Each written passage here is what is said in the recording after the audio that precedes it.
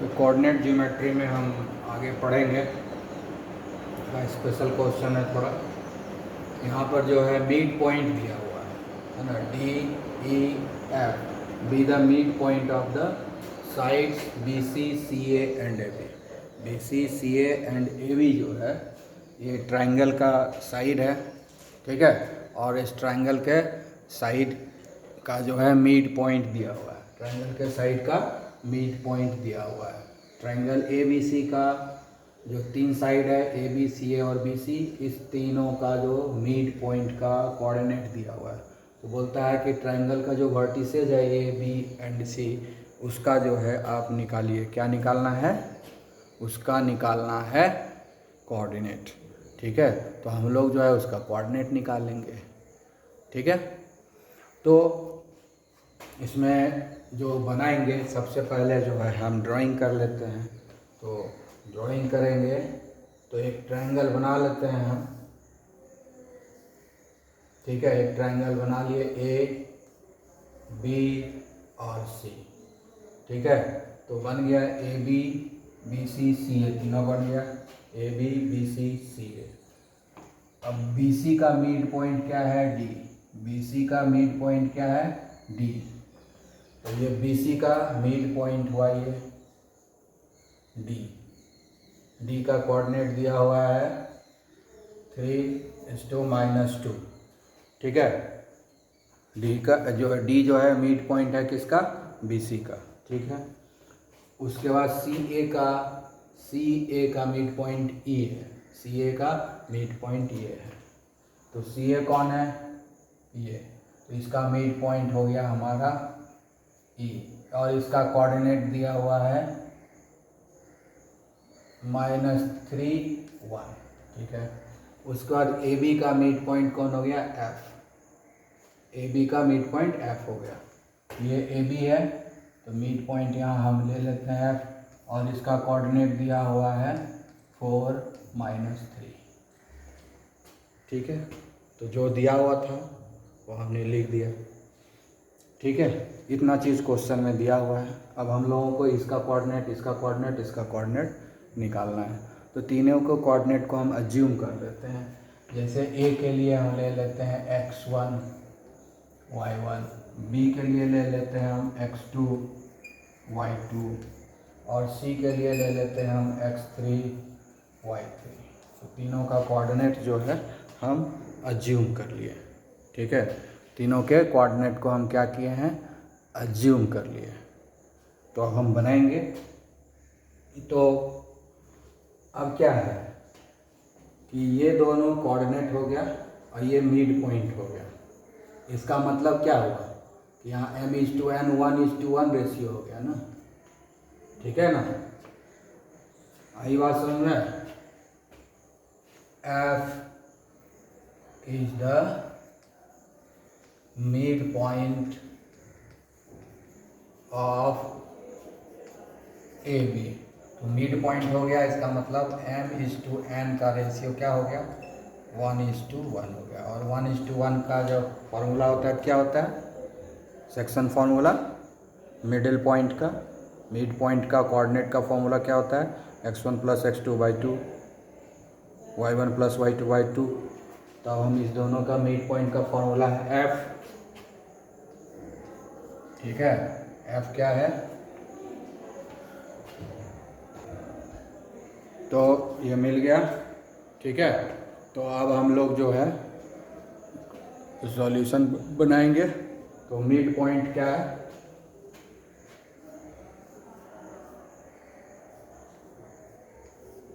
Mid point F जो है mid point, F क्या है? मिड पॉइंट है AB का। तब F का कोऑर्डिनेट क्या दिया हुआ है? 3 - 2, नहीं, F का कोऑर्डिनेट दिया हुआ है 4 - 3। 4 - 3 है F का कोऑर्डिनेट है। अब सेक्शन फार्मूला से हम मिड पॉइंट का कोऑर्डिनेट निकालेंगे, सेक्शन फार्मूला से, ठीक है। सेक्शन फार्मूला क्या है? क्योंकि यहाँ पर m:n का रेशियो 1:1 है, तो सेक्शन फार्मूला क्या हो जाता है? x1 + x2/2, y1 + y2/2, ठीक है। तो यहाँ पर हो गया हमारा x1 प्लस x2/2 और इधर हो जाएगा y1 प्लस y2/2। ठीक है, यही तो हमारा है। तो ये क्या होगा, x1 कितना है, x1 दिया हुआ है नहीं, ठीक है ना, ये दिया हुआ है।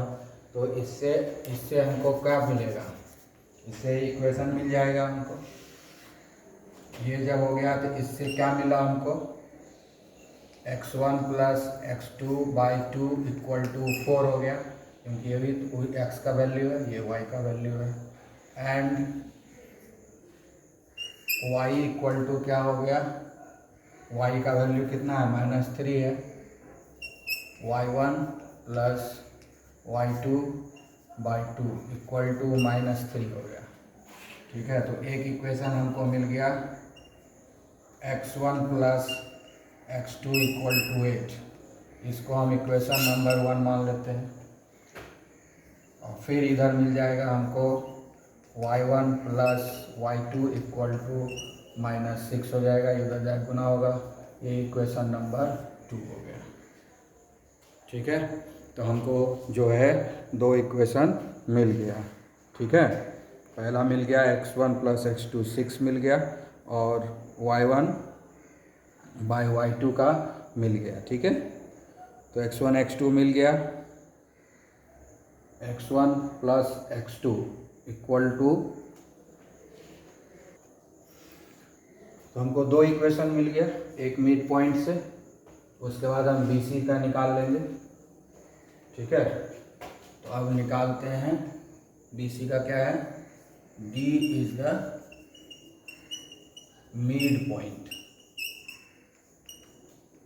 Mid point of BC। ठीक है, तो D हो गया मिड पॉइंट, तो D का कोऑर्डिनेट दिया हुआ है, कितना दिया हुआ है, 3 - 2, और हम फिर सेक्शन फॉर्मूला से निकाल लेंगे। ठीक है, सेक्शन फॉर्मूला से निकालेंगे तो क्या होगा, ये दोनों के कोऑर्डिनेट को जोड़ेंगे, x1 plus x2/2, y1 plus y2 है, यहाँ x1 के जगह x2 है, y1 के जगह y2 है। ठीक है ना, x2 के जगह x3 है और y2 के जगह y3 है, तो हो जाएगा x2 प्लस x3/2, फिर y2 प्लस y3/2। ठीक है, तो यहाँ हो जाएगा हमारा x2 प्लस x3/2 और y2 प्लस y3/2। ठीक है, अब जो है, अब इसके चलते क्या होगा, ये दोनों इक्वल हो जाएगा। देयरफॉर ये जो है इसके इक्वल हो जाएगा और ये जो है इसके इक्वल हो जाएगा। Therefore x2 plus x3/2 equal to 3 और x2 plus x3 equal to 6 हो जाएगा। ठीक है, इसको हम लोग तीसरा इक्वेशन मान लेते हैं। फिर ये इधर आएगा y2 plus y3/2, y2 plus y3/2 equal to क्या हो जाएगा, -2। ठीक है, -2, ये हो जाएगा हमारा y2 plus y3 equal to -4, equation 4 हो गया। ठीक है, तो D को मिड पॉइंट मानते हुए हमको 2 इक्वेशन, ठीक है, तो हम लोग देख लेते हैं। ये F जो है मिड पॉइंट है, F जब मिड पॉइंट है तो उसके हिसाब से जो है 2 इक्वेशन मिल गया हमको, x1 plus x2 equal to 8 और y1 plus y2 equal to -6, 2 equation मिल गया। जब D है मिड पॉइंट BC का, उसके हिसाब से भी हमको 2 इक्वेशन मिल गया, x2 प्लस x3 6 हो गया, y2 प्लस y3 -4 हो गया। 4 इक्वेशन मिल गया अब हमको। अब 4 इक्वेशन मिल गया, अब एक मिड पॉइंट और बचा हुआ है यहाँ E, तो उसके थ्रू हम लोग 2 इक्वेशन और निकाल लेते हैं। जगह नहीं है तो जगह तो बनाना पड़ेगा, ठीक है।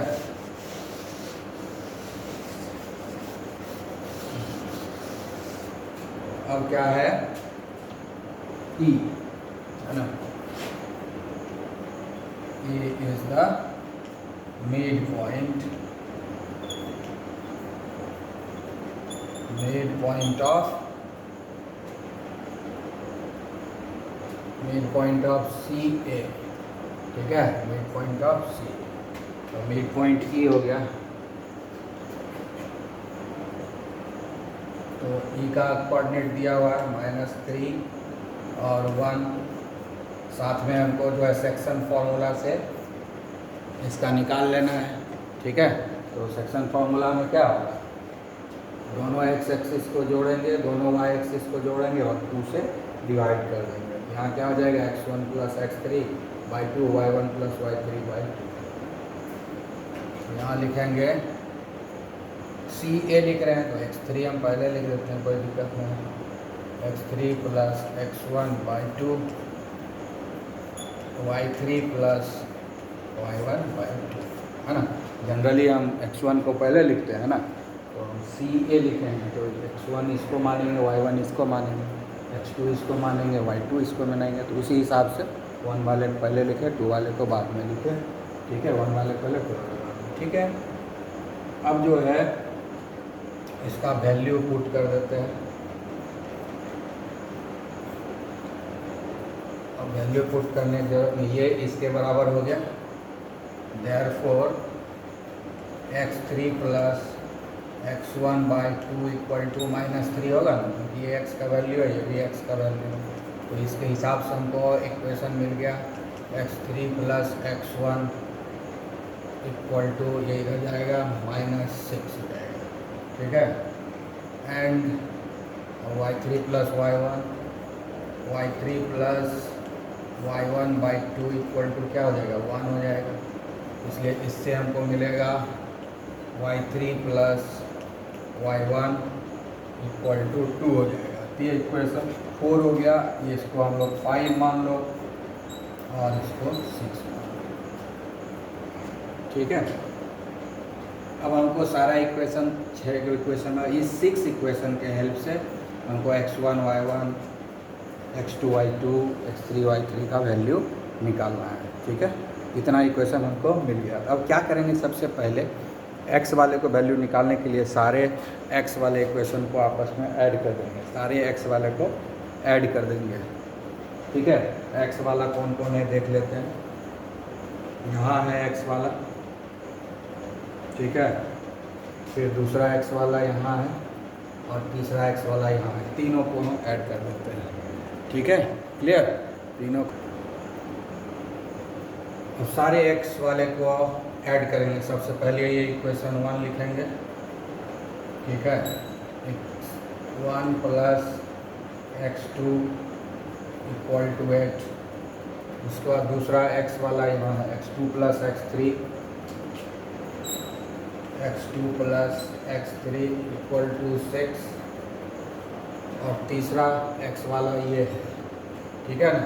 तीसरा हो गया हमारा x3 + x1 = -6, ठीक है। अब ऐड करेंगे, इधर क्या होगा, x1 यहाँ है, x1 यहाँ है, तो हो जाएगा 2x1, x2 2x2 हो जाएगा, x3 2x3 हो जाएगा, और इधर 6 - 6 0 हो जाएगा, तो बचेगा कितना, 8 बचेगा। इधर हम लोग 2 कॉमन ले लेते हैं, तो हो जाएगा x1 + x2 + x3 = 8, ठीक है। यही तो हमारा एक फार्मूला मिल गया, ठीक है। तो चलो अब जो है हमको क्या करना है, अब इससे थोड़ा आगे निकलेंगे तो ये हो जाएगा x1 + x2 + x3 = 2। इधर आके डिवाइड हो जाएगा, 2 इधर है ना, इधर आके डिवाइड होगा तो कितना आ जाएगा, 4 हो जाएगा। अब हमको ये नया इक्वेशन मिल गया, अब इसी से हमको x1, x2, x3 तीनों का वैल्यू निकालना है। ठीक है, बहुत इंटरेस्टिंग है। अब क्या है, हमको x1 और x2 का वैल्यू दिया हुआ है 8, तो x1 प्लस x2 का वैल्यू 8 बिठा देंगे तो x3 का वैल्यू निकल जाएगा क्यों। ठीक है, तो अब क्या करेंगे हम लोग, x1 प्लस x2 का वैल्यू उठाएंगे। x1 प्लस x2 का वैल्यू कितना है, x1 प्लस x2 का वैल्यू 8 है, तो 8 बिठा दिए, ये हो गया 8 प्लस x3 इक्वल टू 4। तो यहाँ पर क्या हो जाएगा, x3 equal to 4 minus 8 equal to -4। तो x3 का वैल्यू निकल गया कि नहीं, -4, 1 निकल गया हमारा। ठीक है, फिर से इस इक्वेशन में है ना, ये लिख लिए, इसको लिख लेना है। ठीक है, आई बात समझ में। ओके, अब जो है इसको हम मिटा देते हैं, यहीं पर हम फिर से कैलकुलेट करेंगे, दूसरे का निकालेंगे। ठीक है, इस 2 लाइन को मिटाएंगे। ठीक है, x3 का वैल्यू यहाँ लिख देते हैं, x3 का वैल्यू अभी आ चुका था -4। ठीक है, ये आ चुका है, x3 का निकल गया, अभी x1 और x2 का निकालना है। तो इस बार हम जो है इक्वेशन 3 है x2 प्लस x3 है ना, इसका वैल्यू कितना है 6, ये बिठा देते हैं। x2 और x2 प्लस x3 का वैल्यू 6 है, इसको हम बिठा देते हैं। तो x1 plus x2 plus x3 कितना है 6 है, तो 6 बिठा दिए, 4 हो गया। तो हमारा x1 इक्वल टू क्या होगा, 4 माइनस 6 इक्वल टू -2। तो हमारा x1 निकल गया -2। ठीक है, 2 का वैल्यू निकल गया। अब जो x1 निकल गया, x3 निकल गया, और x2 को निकालना है। ठीक है, अब जो है x2 का निकालना है। तो x2 का कैसे निकालेंगे, अब देखिए, x2 का निकालने के लिए ये वैल्यू पुट करेंगे, x3 plus x1, x3 plus x1 equal to -6। x1 और x3 का वैल्यू कितना हो, x1 प्लस x3 का वैल्यू -6, तो -6 बिठा दिए और x2 रह गया। ठीक है, 4, तो x2 इक्वल टू क्या हो जाएगा, 4 प्लस 6 इक्वल टू 10। तो हमारा जो x2 आ गया वो 10 आ गया। तो ये हमारा x का वैल्यू आ गया, x1, x2, x3 का वैल्यू आ गया। ठीक है, अब हमको y1, y2, y3 का वैल्यू निकालना है। तो जैसे हम लोग सारे x वाले को ऐड कर दिए, तो x1, x2, x1, x2, x3 का वैल्यू निकल गया। उसी तरह सारे y वाले को अब हम लोग जोड़ देंगे। ठीक है, तो 2 से शुरू करते हैं। y1 plus y2 equal to -6, उसका 4th इक्वेशन लेते हैं। y2 plus y3 equal to -4 है ना। उसके बाद y3 plus y1 equal to 2। ठीक है, ये तीनों y वाला इक्वेशन है, तीनों को ऐड कर देते हैं। ठीक है, y1 2y1 आएगा, y2 2y2 हो जाएगा, y3 2y3 हो जाएगा, और इधर क्या होगा -8 और 4। ठीक है ना, -10 हो गया, ये -10 में 2 गया, तो कितना आएगा -8 बचेगा। अब इधर 2 जो है कॉमन लेंगे, तो इधर हो जाएगा y1 plus y2 plus y3 equal to -8, और फिर y1 plus y2 plus y3 equal to, ये इधर जाके भाग हो जाएगा, तो हो जाएगा -2। ठीक है, अब इससे y1, y2, y3 का वैल्यू निकाल लेंगे हम। ठीक है, तो कैसे निकालेंगे,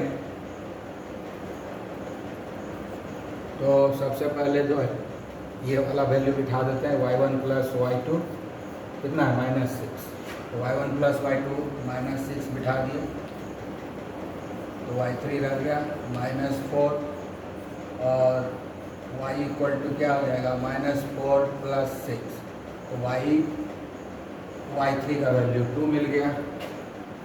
चलो y3 का वैल्यू 2 मिल गया, ठीक है। अब जो है इस बार इसको हम बिठा देते हैं, तो दूसरे का वैल्यू मिल जाएगा।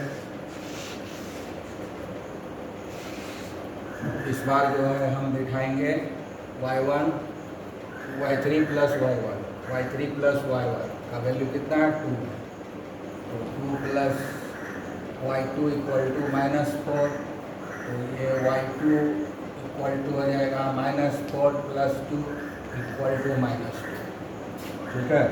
तो y2 का वैल्यू -2 आ गया, ठीक है। उसके बाद जो है एक और बचा,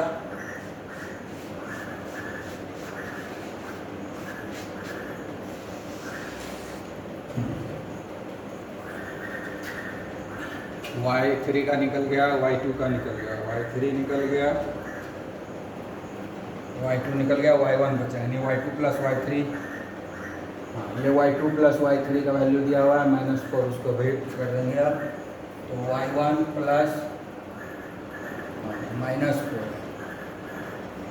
-4 उसका वैल्यू है y2 + y3 का -4 इक्वल टू -4, ठीक है। तो y1 इक्वल टू क्या हो जाएगा, इधर आके प्लस हो जाएगा, -4 + 4 इक्वल टू 0, यानी y1 इक्वल टू 0।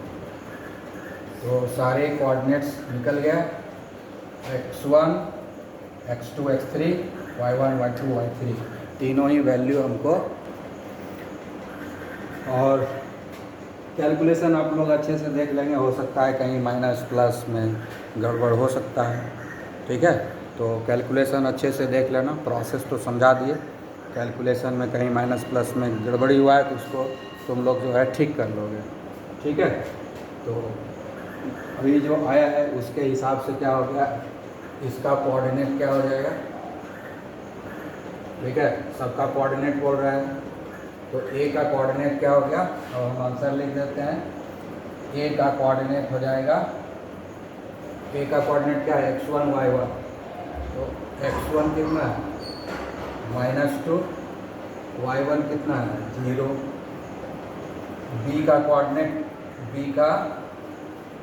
कितना होगा, बी का क्या है x2 y2, x2 कितना है 10, y2 कितना है -2, ठीक है। उसके बाद सी का कोऑर्डिनेट क्या होता है, सी का कोऑर्डिनेट है x3 y3, ठीक है ना, x3 y3, तो x3 कितना है -4, y3 कितना है 2, तो यही हमारा आंसर हुआ, यही तो खोज रहा था, ठीक है। This is the answer, clear.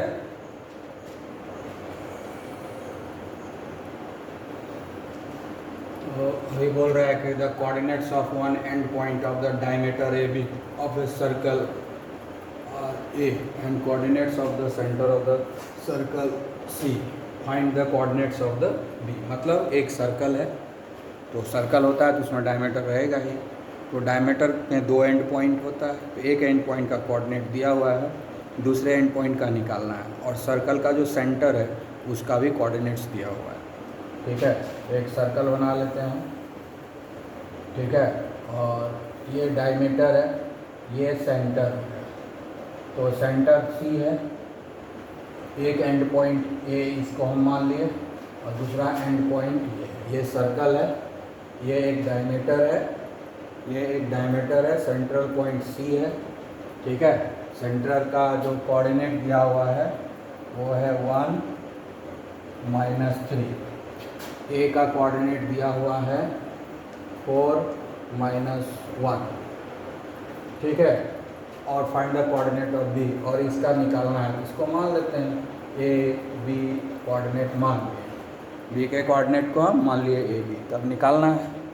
तो बहुत आसान है, सर्कल दे दिया खाली कन्फ्यूजन करने के लिए, सर्कल के स्ट्रेट लाइन ही है ना, स्ट्रेट लाइन ही ना है, ये स्ट्रेट लाइन है ए बी, और उसका एक मिड पॉइंट है सी, 1:1 के रेशियो में इसको डिवाइड किया तो मिड पॉइंट वाला फॉर्मूला जो अप्लाई होगा, ठीक है।